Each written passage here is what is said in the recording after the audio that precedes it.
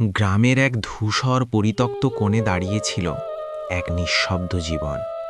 এই যান্ত্রিক পৃথিবীতে তার নাম হয়তো কেউ মনে রাখেনি, কিন্তু তার বুকের ভেতর জমাট বাঁধা কষ্টগুলো, সেগুলো যেন নীল আকাশকেও ছাড়িয়ে গিয়েছিল।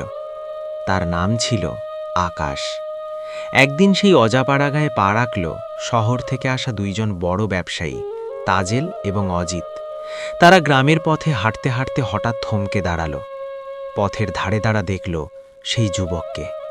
মলিন কাপড়, কোটরে বসা একজোড়া চোখ, আর চিবুকে লেগে থাকা এক অদ্ভুত শূন্যতা। সে জরাজীর্ণ হাতে সবজি মাপছিল। শরীর ক্লান্তিতে ভেঙে পড়লেও তার ঠোঁটে কোনো অভিযোগের ভাষা ছিল না। অজিত কৌতূহলী হয়ে জিজ্ঞেস করল, এই বাড়িটা কি তোমার ভাই? আকাশ মাথা নিচু করে এক চিমটি ম্লান হাসল। সেই হাসির আড়ালে যেন হাজার বছরের কান্না লুকিয়েছিল।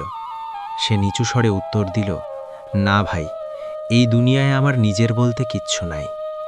আকাশ বলতে লাগল, আমার বাবা ছিল খুব অভাবী কিন্তু হীরের টুকরো মানুষ।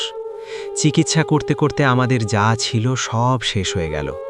একদিন বাবাও আমাদের এই অকুল দরিয়ায় ভাসিয়ে দিয়ে ওপারে চলে গেলেন। মা ছিল, ছোট একটা বোনও ছিল। বোনটা আমার মা হওয়ার স্বাদ পাওয়ার আগেই যন্ত্রণায় ছটফট করতে করতে পৃথিবী ছেড়ে চলে গেল। আর মা টাকার অভাবে সঠিক চিকিৎসাটুকু করাতে পারেনি। তিনিও আমাকে এই শূন্য পৃথিবীতে একা ফেলে চলে গেলেন। একটা দীর্ঘশ্বাস ফেলে আকাশ আকুতি জানালো, ভাই, আপনাদের সাথে নিয়ে যাবেন?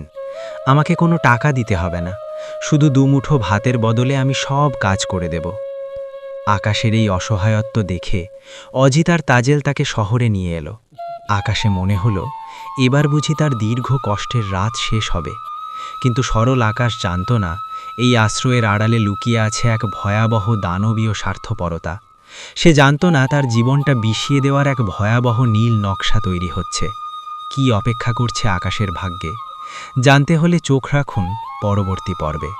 বন্ধুরা, আকাশের এই বাস্তবধর্মী গল্পটি যদি আপনাদের হৃদয়ে একটুও দাগ কেটে থাকে, তবে আমাদের পাশে দাঁড়াতে পারেন।